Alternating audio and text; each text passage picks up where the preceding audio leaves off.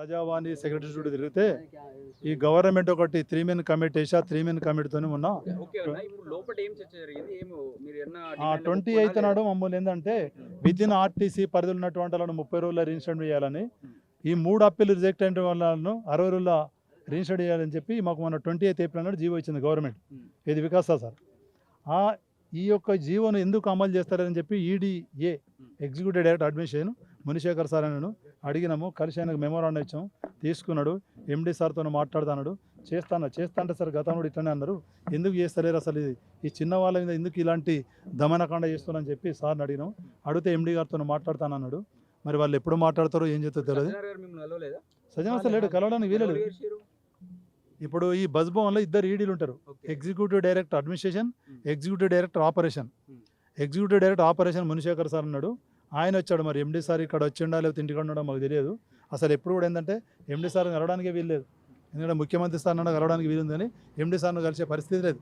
అంటే ఆ విధంగా తయారు చేశారు ఈ యొక్క ఆర్టీసీ. ఏంటంటే ఈ ఎండి సజ్జన సార్ వచ్చాక ఆ విధంగా దాన్ని తయారు చేశారు. ఇక్కడ మళ్ళీ ప్రయత్నం అంటే ఇప్పుడు మాకు ఇక్కడ ఏంటంటే ఇలా సీఎం గారిది కూడా మేము ఒకటి రిప్రజెంటేషన్ తయారు చేశాము. సీఎం గారికి ఒకటి, తర్వాత ఇప్పుడు మన కన్సర్న్ రవాణా శాఖ మంత్రి ఒకటి, తర్వాత మన ప్రజావాణి చైర్మన్ చిన్నారెడ్డి సార్కు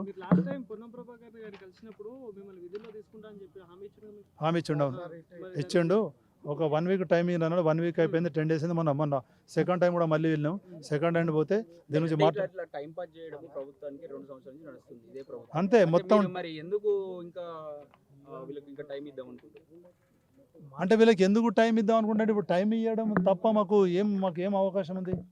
ఇప్పుడు మేము ప్రొద్దున ఇక్కడికి ఈ రిప్రజెంటేషన్ ఇవ్వడానికి వస్తే ఆర్టీసీ వాళ్ళు ఏంటంటే మొత్తం ఆర్టీసీ పోలీసులు ఇక్కడ మొత్తం మోహరించి మొత్తం నానా వివచ్చం అయితే ఇంకా లక్కీ ఏంటంటే ఆ చిక్కడపల్లి సిఎస్ఆర్ వచ్చి అరగా మెమోరాండం కూడా మీరు ఇయ్యని రావాయని చెప్పాను అంటే కానీ లోపల పంపించాను. ఇక్కడ ఎందుకంటే ఇప్పుడు సివిల్ పోలీసుతో పాటు వీళ్ళంతా ఆర్టీసీ పోలీసు వాళ్ళు, దీనిలో నా బ్యాచ్ మెంట్స్ చాలామంది ఉన్నారు. లోపలికి పోనిచ్చేటువంటి పరిస్థితి ఎక్కడ వేనవాడు ఏంటంటే ఎండి సారో మరి అక్కడ వీళ్ళకి ఇన్స్ట్రక్షన్స్ ఇచ్చి ఎక్కడ క్రాస్ రోడ్ దగ్గర వెళ్ళి కొట్టిండ్రు. చాలా ఇబ్బంది ఏంటంటే ఇప్పుడు అల్టిమేట్గా నేను ఒకటే డిమాండ్ చేస్తున్నా సార్ ఈ మీడియా సందర్భంగా, ఈ సజ్జనార్ సార్ వచ్చిన తర్వాత ఆర్టీసీ కార్మికులు ఏంటంటే దమనకాండ అనేటువంటిది ఎక్కువైపోయింది. నాట్ ఓన్లీ కార్మికులు, ఈ ఆర్టీసీ ఏంటంటే 3 కేటగిరీలు ఉంటాయి. కార్మికులు ఉంటారు, సూపర్వైజర్ ఉంటారు, ఆఫీసర్లు ఉంటారు. డిపో మీద నుంచి ఈడీ దాకా ఏంటంటే వాళ్ళు ఆఫీసర్సు, తర్వాత ఈ కండక్టర్ నుంచి TA3 వరకు వాళ్ళు కార్మికులు, ఈ TA3 TA2 ST వీళ్ళంతా సూపర్. ప్రతి వింగ్ మీద ఏంటంటే ఏది కూడా ఏంటంటే ఎగ్జాంపుల్ ఇప్పుడు ఇతను సస్పెండ్ అయితే డిపో మీద సస్పెండ్ చేసి రిమూవ్ చేస్తే ఇతన్ని రీఇన్స్టేట్ చేసేటువంటి పవర్ డిప్యూటీ ఆర్ఎం గారికి ఉంటుంది. డిప్యూటీ ఆర్ఎం గారికి తర్వాత ఆర్ఎం గారికి ఈడే ఆయన ఏం చేశాడంటే సజ్జన సార్, ఈ డిప్యూటీ ఆర్ఎం నువ్వు తర్వాత ఈడీని ఎవ్వరి కూడా ఏంటంటే మీరు రిజిస్టర్డ్ అప్పీలా కన్సిడర్ చేయొద్దు. ఎందుకు చేయదంటే ఈ మ్యాన్ పవర్ అనేటువంటి తక్కువ చేయాలి. ఆర్టీసీ సిబ్బంది ఏంటంటే మొత్తం తక్కువ చేసి గతంలో కొంతమంది తీసుకున్నారు, మళ్ళీ ఇప్పుడు గవర్నమెంట్ 10,000 మంది తీసుకోవాలని ఆలోచన ఉంది కదా, హామీ కూడా ఇవ్వడం జరిగింది. ఎందుకు నిర్లక్ష్యం చేస్తున్నారు కావచ్చు?